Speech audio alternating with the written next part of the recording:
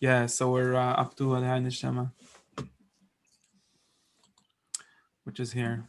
And that's the whole thing. So we have a very small class. If we want to leave early, we can do that too. It's called literally a short bracha, right? Because, well, not this way, the other way around. Anyways. So the first thing is we've discussed, that there's three brachas, and Al Nitlas Yadayim Asher Yotzar and Elohei Neshama that Arizal sees as separate from the other 18. So in total, there's 21 brachot to say each morning, just like before anything. That's a lot. And Arizal decided that these three are different from the other 18. I'm not really sure where he got this idea from, because this separation is not entirely clear to me, like why he would separate it this way. There were different minhagim, like which ones to say at home. Like technically, according to the Gemara, you're supposed to say every single one just whenever it becomes relevant, and the order doesn't seem to make a difference, because some days you put on your shoes before your hat, or vice versa. I guess maybe there's a normal order, but if you do it the other way, you would say the brachas a different way. But anyways, this is his assumption, and his assumption is also the second specifically. Well, anyway, just because that's his assumption, so he had this general structure of these three brachas as being the brachas of the God, of the Kesach Chachma Bina, and then the rest 18 is a multiple of 6, so that kind of, or it's a multiple of 9, both numbers which are belong to the Zah, or to the 7 lower spheres.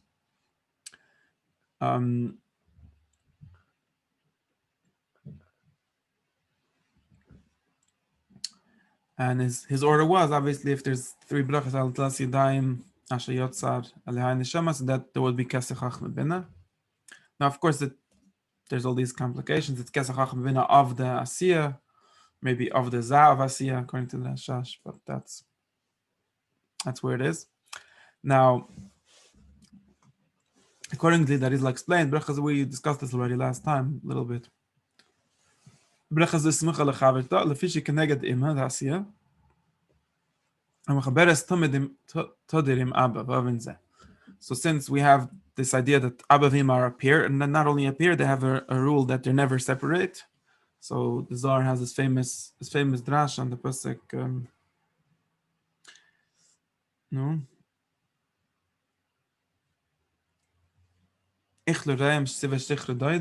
That there's some spheres called Raim, which they never separate from each other, like friends that don't separate, and there's some spheres called Doidim, like lovers who sometimes separate from each other. So there's different kinds of relationships in the world. What? Isn't it Tren Rain the lone person? Yeah, that's the Reim, and the that's called Abba V'Ima. Right. And then the Dodim, which are the words lovers, are Misharish sometimes, like Chosan and Kala. Like women that could be Nida sometimes, all kind of things like that. Like the Yichud of Zon, which is not always, it depends on people doing mitzvahs or different things. Anyways, and so that is a way of understanding here is that therefore the things that have to do with Zon, like maybe other brachas, can be separate from each other. The brachas that correspond to Abba and Ima should not be separated, and therefore we understand Elohei Neshama. So there's this question. If you look in the Torah and Simon Vav, they talk about it. There's a question why Elohei Neshama does not start with a bracha. Like usually when we start a bracha, it has to start with Barichatu. Sometimes we also end with Barichatu, just like Elohei Neshama also ends with Barichatu. But it's actually very rare to have a bracha that doesn't start with Barichatu but ends with it. There are a few some brachas, but not a lot. And usually every time there's such a bracha, there's a controversy how to understand it. So there's basically two ways to understand both in Elohei Neshama and other brachas, like Tfilas Haderech is an example, and other things. No problem.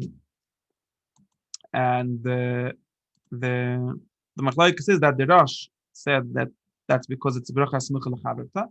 So we have a rule that anytime you say two brachas at once, so the second one doesn't start barich because it already has one from the previous bracha, like benching, for example, right? The second one don't start with barich and so on. And according to that, you can't separate. So, for example, if you wake up and you say Ashiyotza, then you have to right away say Elohei Neshama. You cannot make any hefsek because then you would have to say Burich, and there's no Burich in the Siddur for you to say, so you'll be stuck.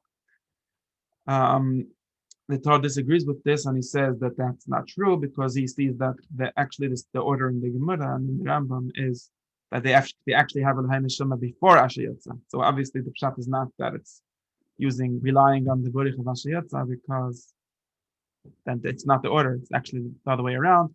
And accordingly, the thought holds that if you want, you could say Ashiyotzer at home, and then this was actually the minhag apparently in some places. When they came to shul, they would start from Elohei Neshama.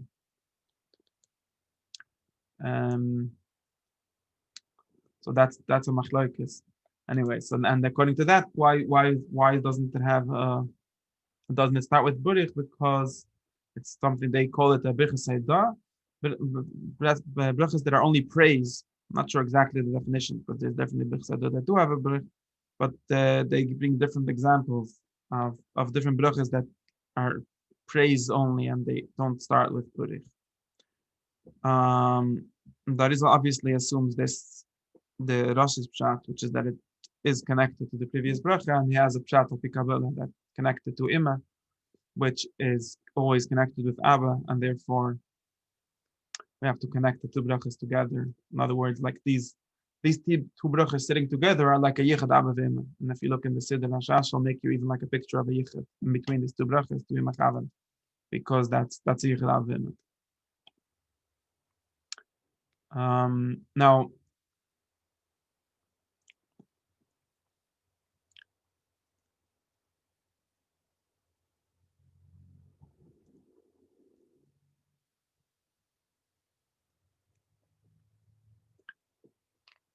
for some more pshat. Now, in general, these two brachas. So we assume that we understand that there's two different meanings. Also in Ashayotza. Well, in Ashayotza, there's two kind of meanings. There's like one understanding that it's basically a bracha on using the bathroom, which is definitely true because we say it all day also. Although that might not be as simple as we assume it to be. Now the second pshat in Ashayotza is that it's just talking about literally creation. So since every morning is some kind of creation, since like you get born again, wake up. So you could say a bracha on your body working and all of the parts of your body working. And then there's a second bracha, which is Elohei Neshama, which Elohei Neshama has definitely nothing to do with something you do, right? It's just a bracha on waking up and having your Neshama back in you. And that's like a bracha on the Neshama. So the Gra in Bir Gra says that these two brachas correspond to the Neshama and the Guf.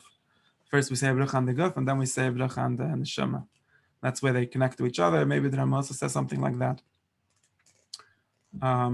That's in the Gruz parish on the Siddur? On the Shulchan Aruch and Siman Vov, I think, wherever it talks about. Yeah. The Rama says something similar because the Rama says that Mafli Lasos means what's the Pella of Mafli Lasos? The Rama says that the Pella is like there's a medrash that's wondering about how the Neshama, that's a spiritual thing, can exist in a guf, and that's like magic. That's God's magic, and that's how we sign off the bracha of Ashiyotza, and then continuing from on that point, we say, there's actually a Neshama and a Satabi. Yeah, and according to the Rizal, that kind of yichud is actually the Abba Ve'ima. So it actually matches with what we said, because the Rizal said Mafli Lasa is something called Pele Elyon, which is actually the connection of Abba Ve'ima, if you know other places in the Rizal, how he understands that. And it seems like in this version, the Abba would be corresponding to the body, and the Ima would be corresponding to the soul. So there's a certain yichud midi, like Abba Ve'ima. So, and I'm just going off on a tangent, but this whole I'll say something like this: the whole what we call Yichud Diri is another way of saying Derech HaTeva, if you think about it enough, because it's just that God, this whole question of like some things have a continuous Yichud and some things have a what it's called Yichud Lefrokim sometimes, or a Yichud by will only, not in law.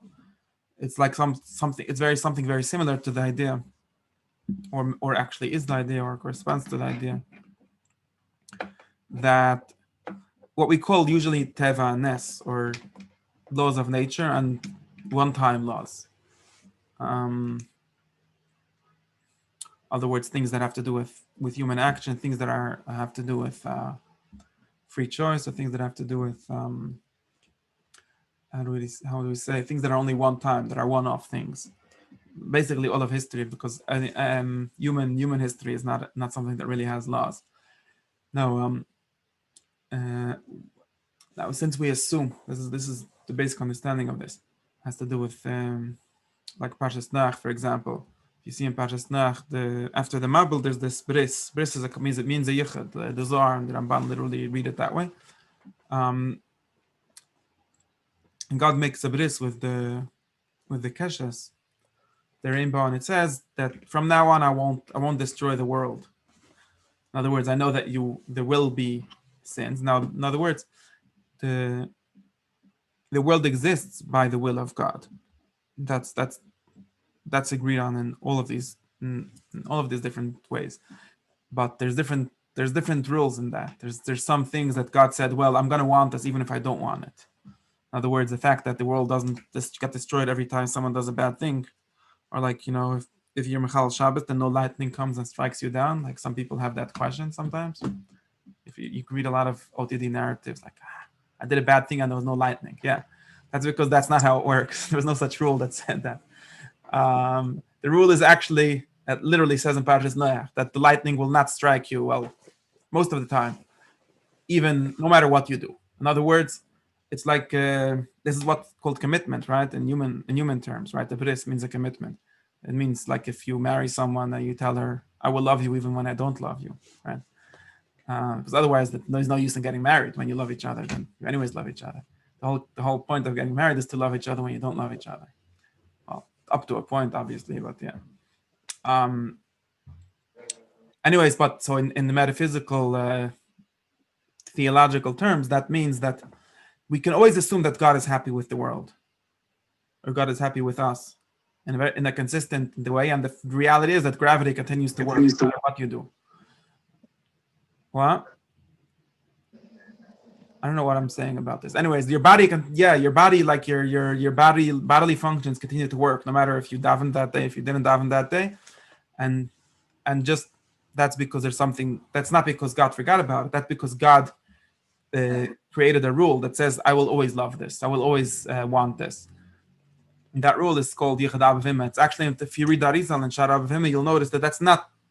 Although it seems to be the higher kind of form of Yichud, it's actually the lower form of Yichud, or at least the lowest form of Yichud that Abavima can have. If you'll get into the technical details, because that's just really saying things won't fall apart. Like, although there's not, maybe it's not even a good enough reason to create it, but it's a good enough reason for it to stay.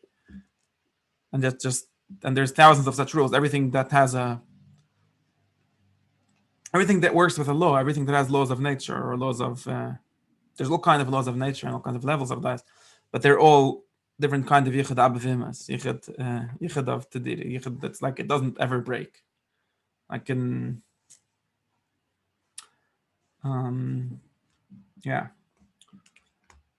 I usually use the example of literal abavima versus the children, versus the children who love each other, because if you're in a relationship and you're the children, in other words, it's about you, that thing breaks, and often breaks, or has, even if it's not breaking, it has different periods. There's sometimes it works, sometimes it doesn't work. But insofar as you're a parent, that's something that really, literally, there's no way to divorce your children. I mean, you could try. But like supposedly, it doesn't always work, but it's still the reality that even if you're to get divorced, or even if your yichud as the son is not working, but your yichud as abavima is going to continue to work, and if people are healthy, then it is somehow going to continue to work. That's like a good example for that kind of yichud. It becomes like a functional thing. It becomes right, like people are staying together for the kids, but it becomes a functional thing. And that's yichud abavima. So the world continues to work, and that's a great thing, because otherwise we would be in danger. In other words, otherwise it would be a mabul every week, And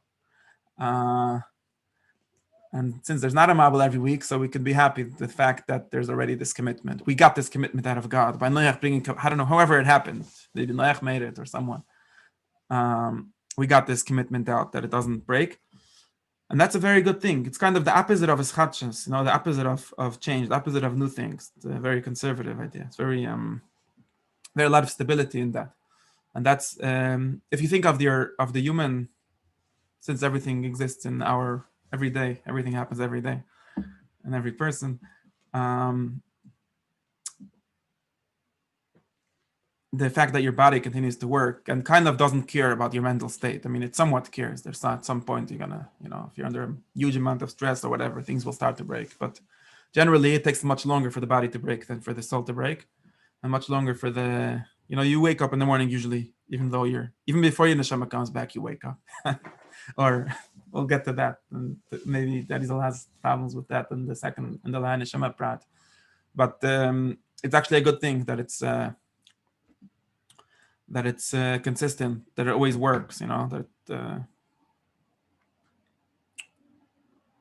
we're still at least to an extent, right? Everything could break, but to an extent you still breathe even when you're not really alive. And now according to this shuttle, connecting that to the neshama would mean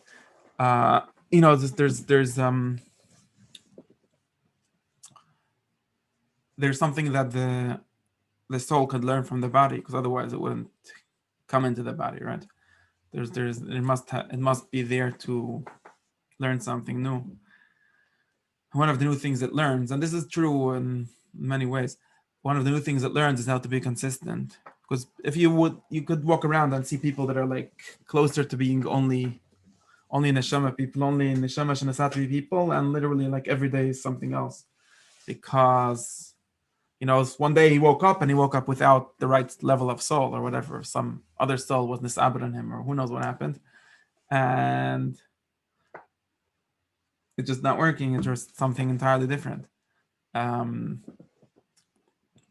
More materialist people, or more Olam Hasa people, more functional people, have a lot more stability. And it's not only stability, it's actually stability of renewal. Like he's waking up every day. He's not staying asleep or not staying up all the time.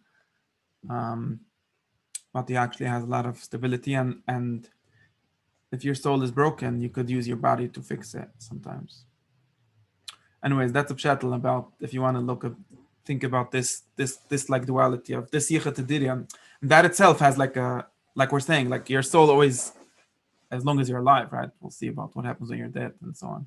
Well, as long as you're alive, there's gonna be at least some level of connection, at least some level of neshama in the ashiyotza, in the most effective level of seeing how your body, which is ashiyotza.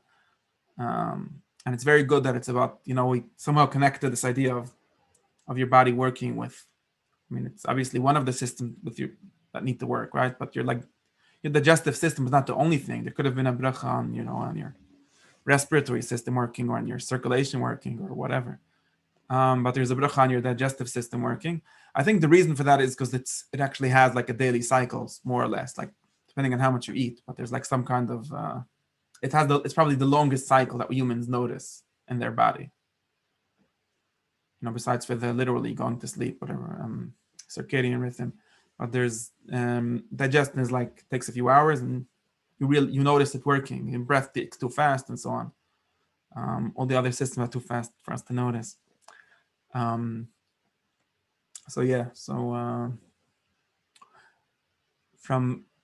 So that's a very good example. I'm saying that's a good example for something that's totally body, that doesn't. Most of our other things get very confused, and since they get confused, they start to suffer the ups and downs of the feelings, of the emotions, of the mind.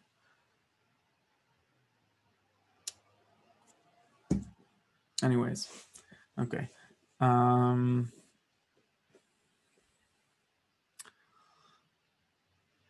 gonna move on. I don't know if that made any sense, but anyways. Okay, so now we're going up to Elohei Neshama. Now, this is a very important if you sentence. Elohei Neshama shenatata bi Torahi. And if you'll read the Chabad books or similar books, they're very excited about the idea that you have something called the Neshama in you. Maybe it even says shenasata bi, so there's some extra level of godliness that gets given into you. And then we get into all kinds of confusions. What does the me, and who's doing the talking? If it's, maybe if I identify with my neshama, then I should say Elohei guf shenasatali or guf shenasatani b'toichai. I don't know. Obviously, whoever wrote this tefillah didn't identify with his soul; he identified with his body that has a soul, right?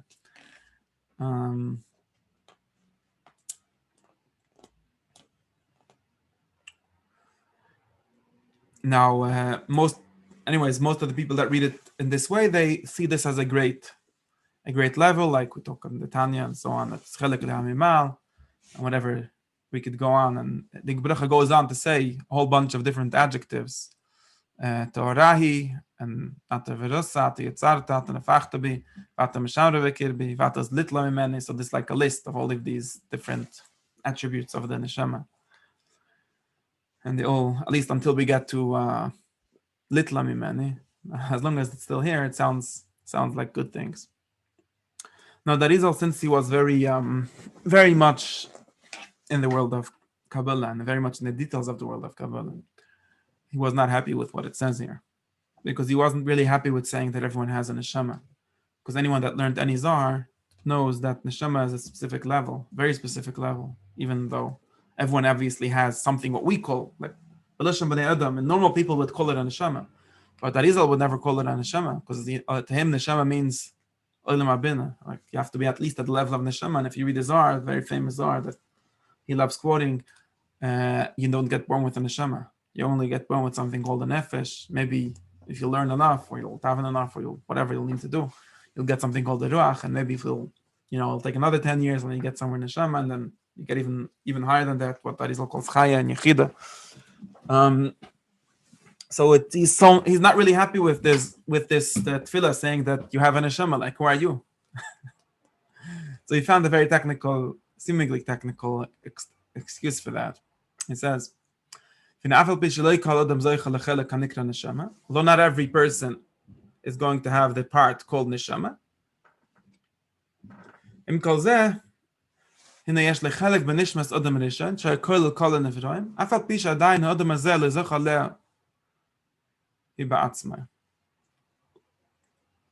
so basically, well, the technical meaning of this is that Arizal has a story.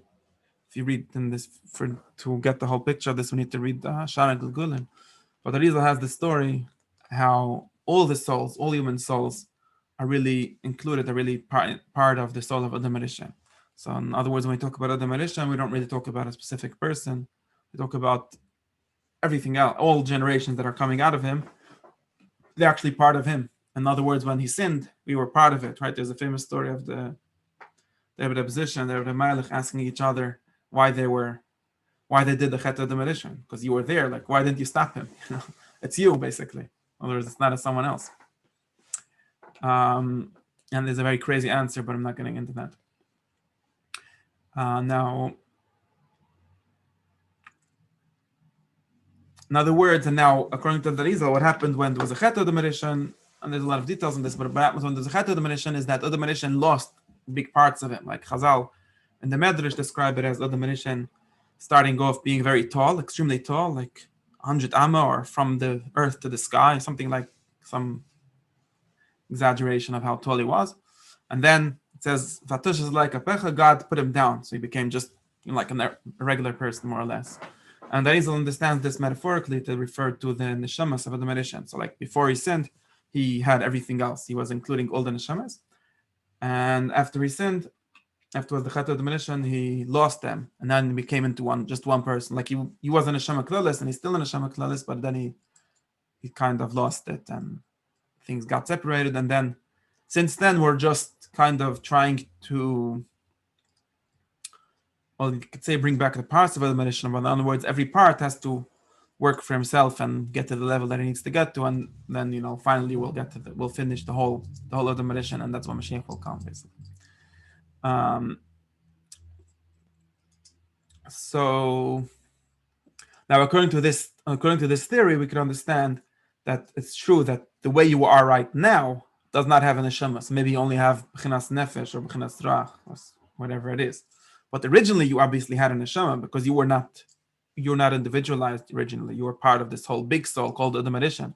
And Adam Arishan himself, that obviously had chelik called neshama, although that itself is somewhat complicated and that is our story, but he definitely had some part of what we call neshama. In other words, what we call from Olam Atzilus or from Olam Abriya. And he's going to talk about Olam Atzilus in a second also, so that's why that also. But and in other words, when you say neshama shnasat be, it's not really true literally. It's not true that you woke up with neshama. It's only true that we could call it somewhat, and the results talks about this language different times. We could talk about it as the difference between the potential and the actuality. So in potential, you have a neshama, but you don't actually have a neshama.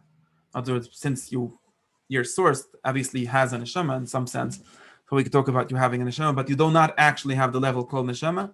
So it's kind of very weak statement, this neshama shenasata bi. It means neshama she potentially nasata bi, or she nasata bi at the level of potential, not at the level of actualization.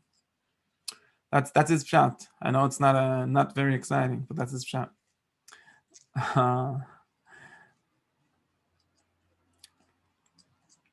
If you think about it, it goes back to the discussion that we've been having all along these brachas, which is how much of the brachas are real about yourself as an individual person, as in something that happened to you, and how much of them are just part of a big, it's just a ritual, it's just a general rule. Or they talk about it in halacha, like how much of it is just talking about darka shel olam. Like everyone wakes up, so I could say a bracha about waking up. I don't have to necessarily have been waking up. Maybe I didn't sleep personally tonight, but there's still a waking up happening in the universe.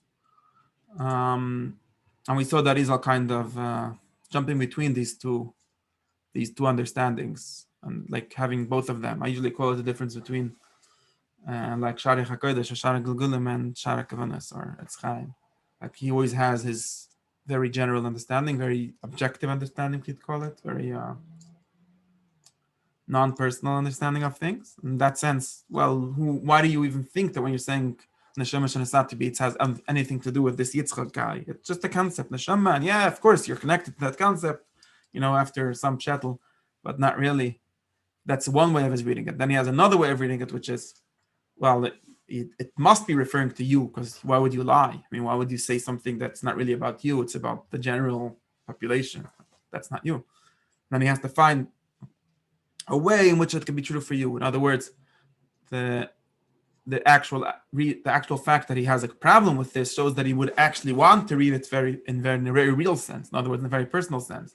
And the result, if you would make a siddur based on the real level of neshama that you have, it would basically say, if you woke up with a level of ruach, say lehai ruach shenasatabi, and if you woke up with a level of nefesh, you say nefesh shenasatabi, and so on. Since he doesn't have the authority to change the siddur, he can't really do that, but that's really what he would have wanted to do. And if he doesn't have, he'll give you a pshat to be mechavan. And this is a general note about all kavanas, because they're not always the meaning of what it says. It's sometimes just like, and you can see that Arizal obviously understands that way, because he could have the same pasuk or the same language, the same text, could have like 5 different meanings according to which day of the week it is or whatever, or according to who you are. So obviously all these kavanas are not necessarily like the meaning of the words in the original meaning sense, but there might be the meaning that you mean when you say them. And since you want it to be true, so you'll find a way in which it's true for you today also. So that's this chat with the level of neshama. For example, I like this example. For example, that Izal talks, and if you read Shar HaKodesh or Shar, I don't remember, one of those Sharim, you'll see him talking about how there's a level called Tosfos Shabbos, right? On Shabbos we have a neshama Yisrael, and he sometimes tells Reb Chaim Vital that on this Shabbos you'll get your neshama Yisrael. In other words, since these people actually kept track of these things and they understood that he's up to this and that level, and he was waiting for the next level to come, and he was saying, okay, you'll get it for Shabbos, for the neshama Yisrael. And obviously that's In other words, not all people have a neshama inside, or not the same one. Maybe in a general sense, like he says here, like nishmas adam rishon, or like as part of everyone else, and so on. But if you're really working in an individual level at these things, so you'll have your own. You'll figure out your way. It's not. Don't worry. Yeah. Do I say something about that? Yeah. So basically, not. It's not literally true according to that is that everyone has a neshama, because neshama has a very specific technical meaning, and not everyone has that. So yeah. I just like believing that not really everyone has a neshama. Some people do. Like, why would we deny reality? No. Anyways, but there's different levels of things, so that like kind of answers all the questions. Okay, so that's his first comment about neshama. So when you say neshama, you're mechaven, be in another merishan, something like that. Now it goes through all the different adjectives that it gave. So there's 4 basically. In other words, until atam neshama rebekirbi. So basically, in other words, 4 that talk about what the neshama is or where it comes from. So there's neshama shenasatu b'tahoirahi, ata verasa, ata yitzarta, ata nefachta bi. Okay, these are 3.5 different ways of saying I got a neshama, or maybe we could say 4 ways if we count nesata b'tahoirahi somehow. And obviously, so you right away again, like we saw in the previous bracha, he has his 4 worlds model, because 2 of them are kind of obvious. Yitzarta, Barasa Yitzarta, so that's Bria Yitzira. Those are obvious. So now we have to match the words around them to the other worlds. So he says like this: So Tahiri would be it's one before Barasa, so obviously that's talking about Olam Atzilas, and we can understand that it would be called Tahira because it's the purest world, it's the most enlightened one, the most best one, and that's called often Neshama Neshama, because really, if you read the Zohar and other sources, they only had 3 levels of the soul, Nefesh, Ruach, Neshama, and then the 4th one, which that is usually calls Chaya, which is also based on a Medrash, but it's based on older language, but the Zohar and earlier Mekabalim often called that Neshama. So you have and that actually has a specific meaning if you understand the older systems. But anyways, they understand it as something called Nefesh, something called Ruach, and something called Neshama. And then your Neshama itself has a Neshama. So that's the 4th level, and that in the Arizal system means corresponds to Chaya or Olam Atzilas. So Olam Atzilas is your soul's soul. Your body has a soul, which has these 3 parts, so tripartite soul, and your soul has a soul, which is the Neshama, which is Chayas, and that's Tahirahi, that's Olam Atzilas. That can be considered the part of the soul that doesn't really exist in your body at all. That is also called the Makif. It doesn't, this is very old theories also, that not your entire soul resides in the body, because it's way too big for it, but that's Tahirahi, and we can understand also it's still pure, because it's still, why is it still pure? Because it never had to get into this world. That's why when you're not working, when you're not doing what you should do, it's the first thing to disappear. And the Rizal talks about Adam and sinning and losing that part, because it's just gonna disappear. Because it's not, you can only have a connection with it. You can't actually embody it, because it's not made for that. It's made for staying in Adam Atzilas. That's the Hirahi. Then Atavirasa connected Chelik Haneshama Ba'aman Abriya, so that makes sense. Ata Yitzarta Yisod HaRuach Abumina Yitzira.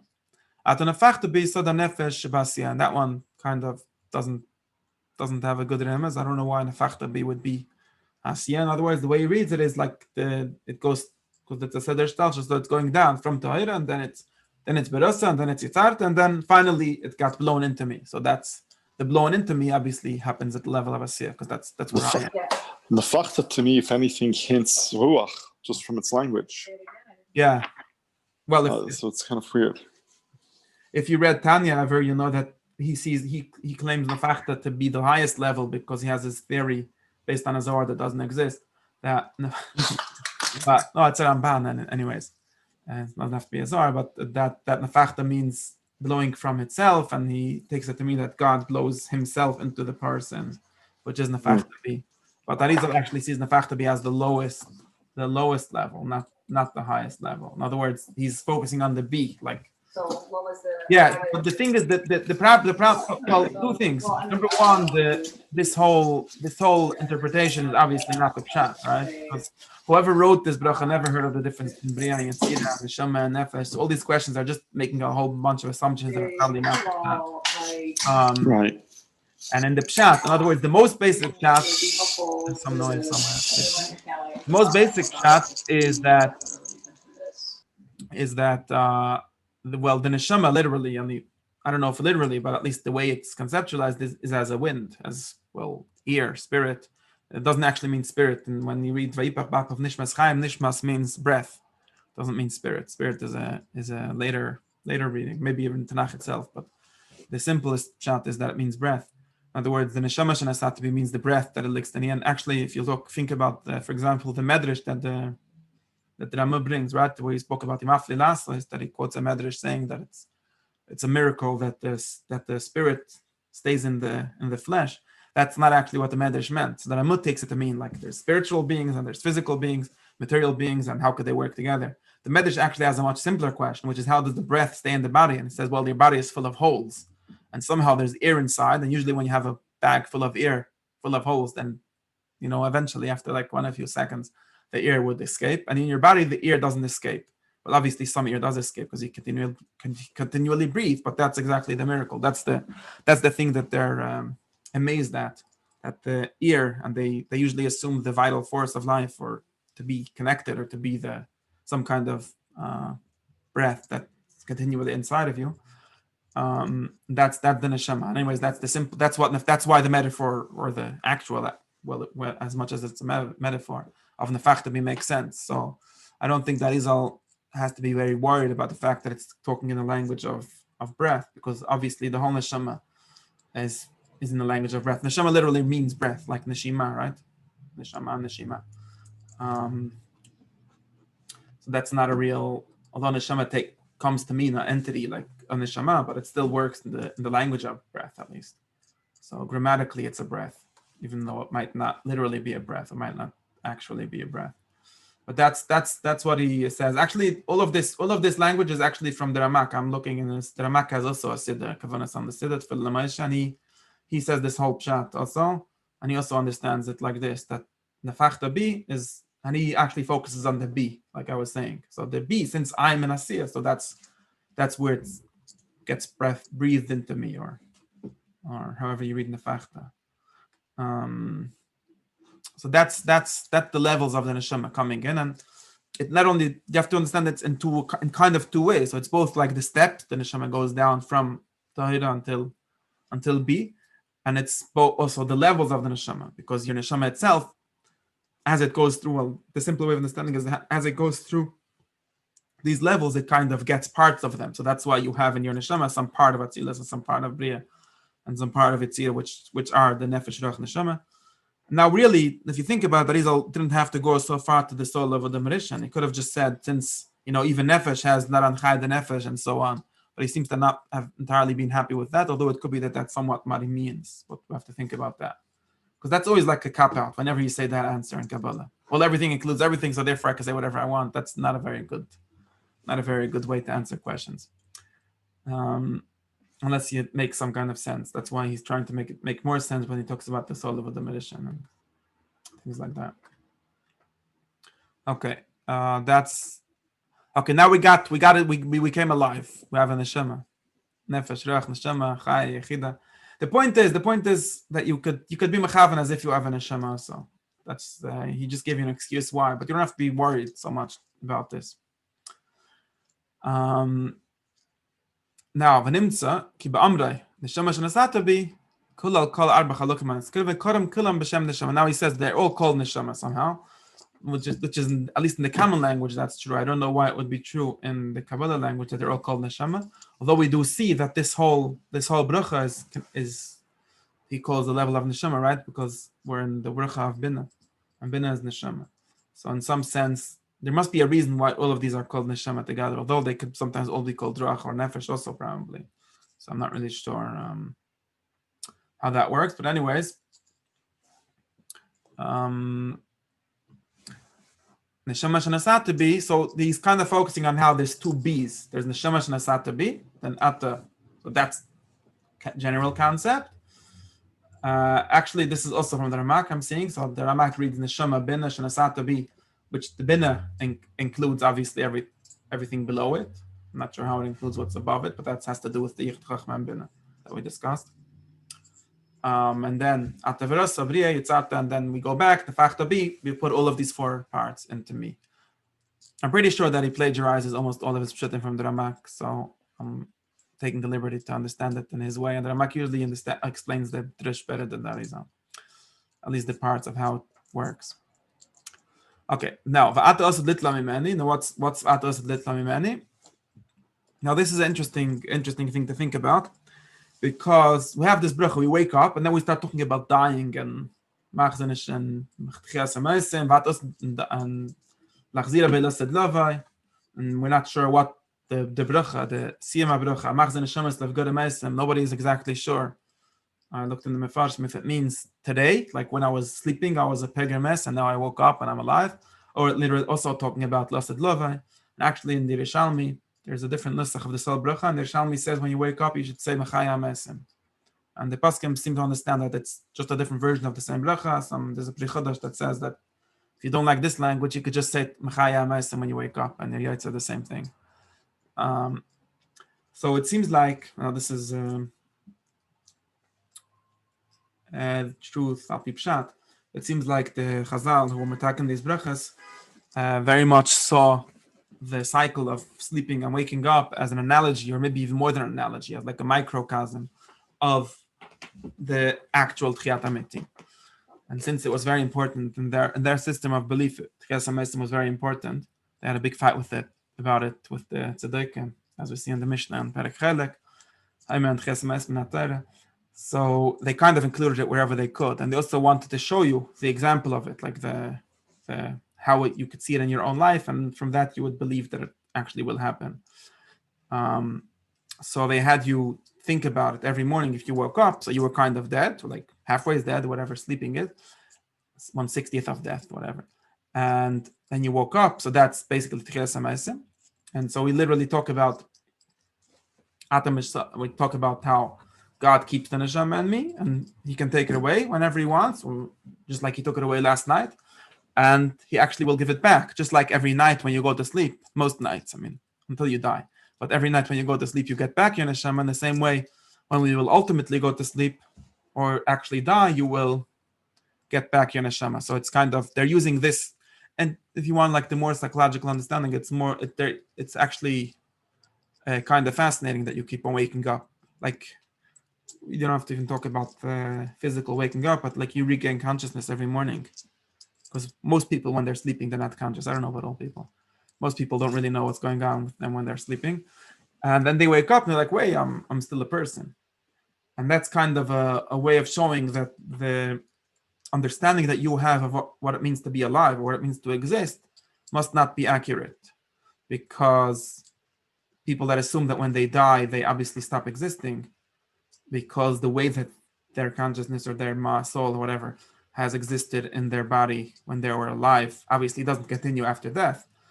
But you could see that every night you go to sleep and some things change, and then you wake up and you're kind of back to where you started, right? You're kind of back to where you were last night or last morning. And that's kind of a micro Tchias HaMeisim every morning. And it's not only micro, like it seems to be, at least now, that Israel would definitely understand it as much more than micro, than just like an analogy or some kind of metaphor. He would understand it as a very physical sense, and we'll get to his exact sense in a minute, but in the more general terms, he would definitely understand it as using the same mechanism. This is how I always understand that Israel as saying that the micro and the macro always have the same mechanism. So the same, whatever it is that makes you wake up every morning is the exact same thing which will make you wake up after you're dead. Or the other way, the same thing that makes you wake up after you're dead is the thing that makes you wake up every morning. It's all the same thing. So Tchias HaMeisim is actually a daily occurrence, just on a smaller level or on a smaller extent. I at least think that there's some meaning to that. If you think about how people could actually have in their life different configurations of consciousness. So I find, for example, many if you play with different configurations of your consciousness, then you stop believing a lot of analytical philosophy that talks about consciousness as something very stable. Like, well, does it actually exist, and is it a thing, and is it separate? Is there dualism or not? And all of those things only make sense when you assume, and that's what they all assume, some very stable, I call it what I'm calling configuration of consciousness. And once that's destabilized, then you kind of, I don't know if there's a way to make this into a proof or something like that, but you kind of stop. It stops making sense. All of that language, like all of that talk of how, well, can it exist? The death, can it survive the death of the body, or all kinds of things like that, and you start having a much fuzzier understanding of everything. But anyways, this traditional way was to think about how you sleep, and when you sleep, you kind of don't exist, or you're definitely not really conscious in the way you're conscious when you're up, and then you wake up in the morning and you're back. So why can't it happen when you're dead? I mean, it's anyways, now back to the Arizal's pshat. So anyways, back to the Arizal's pshat. And the Arizal's pshat is like this.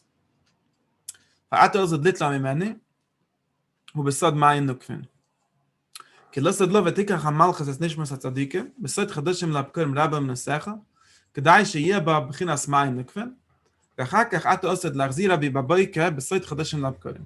So the Rizal actually does something very interesting, and he reads this whole passage as talking about when you're still alive. Obviously, the simple pshat is when I'll die, when I'll be 120 or 150, whatever you want. The Rizal seems to read it, and the language here is not entirely clear, but in other places he's more clear. And all the Mefarshim seem to understand. But he says L'asad Lovei here, he doesn't understand L'asad Lovei is the language of the Siddur. But when he understands L'asad Lovei as meaning tomorrow night. In other words, the Rizal is very very interested in this whole idea of people going to sleep every night and waking up. And he sees every single time you go to sleep as something called Halas Man. And then when you wake up, you get renewed from that itself.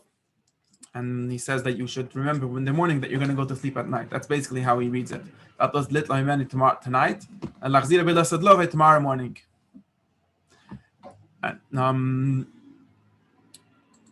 So kind of he took away the problem of thinking of death every morning. I've read somewhere that someone I remember I read a story. Someone came to, I think the Chazon Ish, but I don't remember. And he told him that he feels depressed when he says L'hai Neshama in the morning, because like, well, I just woke up, he told me I'm gonna die. Like, at least wait for after breakfast, you know. And the Chazon Ish told him, well, you don't have to think of it as that. You could just say a pshat. You could be mechavan that it means Vatos Litla Imeni tomorrow night, tonight, right? And I thought that this was like, okay, he wanted to make a guy feel better. But then I read Arizal and I saw that this is actually Arizal's pshat, and he probably read it in the same place. So Arizal actually understands it as being what will happen tonight. Now, the concept of Ma'ay Nukvan is generally that is based. This is the language of the Zohar, and the basic idea is that every zivug, and I speak in the language of physical zivug, has two parts. In other words, generally we talk about everything as water. In other words, the seed is called water, and the Zohar many times uses this language, and that's called masculine waters, right? Ma'ay come down. But the Zohar always talks about how no yichud is accomplished without the female, or the tachta, and whoever is the makabel, whoever is the lower part, the receiver, going up, basically. In other words, it's like the Talmud says about rain. And so they have this image of the rain not only coming down from the sky, but like some kind of rain coming up from the earth. And in other words, it's called like arousing desire in him. So she needs to start. She always needs to start. There's different chassidus that take this idea very radically, but the basic idea is that there's no passion that starts from the mashpia, actually. So although the mashpia is supposed to be the mashpia always, he's supposed to be the masculine one, he's supposed to be the one that has everything, he doesn't actually get inspired, he doesn't actually get aroused to do anything before someone else, before the female, the feminine actually gives it to him. Actually, we could talk as if gives it to him. In other words, arouses him.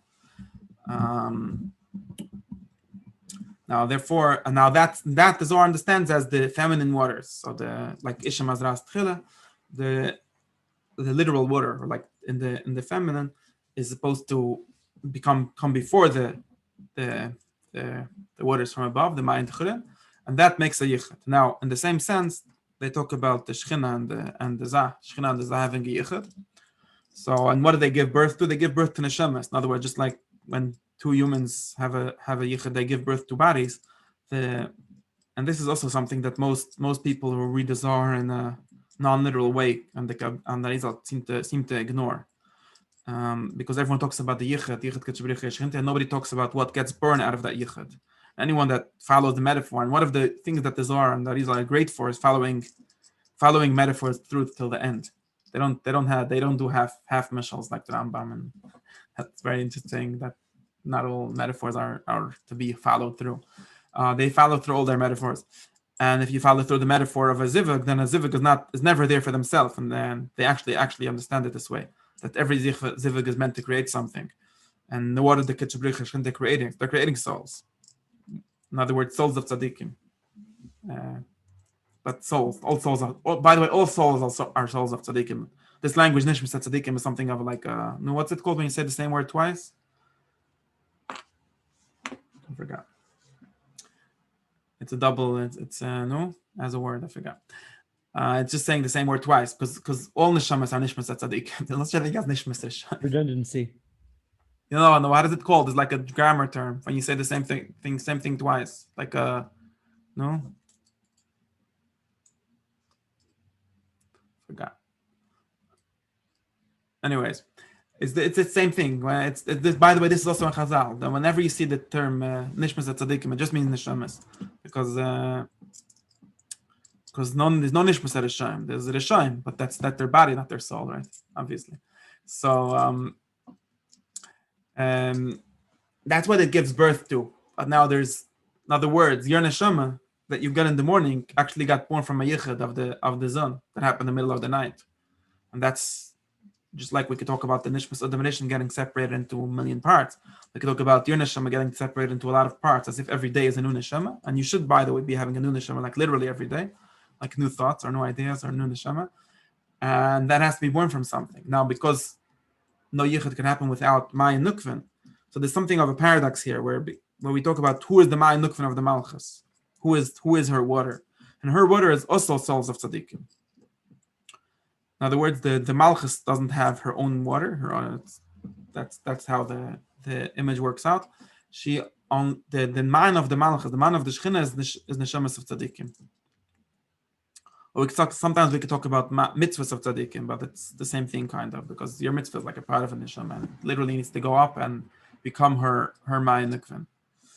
And now this happens when you die. So the best thing you could ever do is to die, in that sense. And that's what Darizal is very interested in, Asura Malchus and martyrism and things like that, because that's literally giving yourself to the Shekhinah, and she uses you as a way to arouse the Tiferes, to the Zivik. And the same thing happens on slighter scales every night when you go to sleep. You're not supposed to just go to sleep. This is literally the kavanah of Biat Chaf Gedriche. You're supposed to give your neshama, give your drop of water, your soul. You're supposed to give it to the Malchus, give it to the Shekhinah, and tell her she could use you for arousing the Yichud. And then by doing that, you get a new one in the morning. Because the real secret is that the man is itself what becomes the Moichin, right? Remember the Rashash. In other words, the new neshama that gets born is the old one that was Moira the Yichud, but it's just not really the same one. It's somewhat the same one, but not really the same one. That's called Chedushim Labkurim Rabem Nesecha. So every night is Litla Mimeni, Yad Chav Kedriche, and every morning is Chedushim Labkurim Rabem Nesecha. And the Rizal has like 50 different kavanas and 50 different brachas that all talk about the same thing. So this is just one of them. And L'Hai Neshama, but he actually talks about it hundreds of times, or hundreds, or tens of times. They're all talking, surrounding, all going around this idea, this kavanah of going to sleep as giving your neshama to the Malchus, and waking up as receiving a new neshama from the yichud that happened by giving your neshama to her for man. And that's vatos detlemani, vatos l'achzira beidas, and obviously the same thing is actually in the macro level. If you talk about or if you talk about Mashiach or any bigger level of the same thing, it's always just the same story. So when you die, you make the biggest yichud, and yeah, we should try to remember when you die, you're supposed to be mechavan the kavanah of krish mashal hamita. Just letting you know what to do when you die, and by that your neshama goes to the malchus, and then it could come back with tchias hamaisim with a new one, or even greater things than that. That's it, and the Rizal doesn't explain the rest of the bracha. Moedani lefanecha. That part he kind of skips because I don't know if it works with this pshat. Kol zman shanshema bekirbi moedani lefanecha. I have no idea how it's supposed to work with this pshat, but anyways. I mean, I'm sure it could work, but he just doesn't explain it. So I'm not going to explain it either.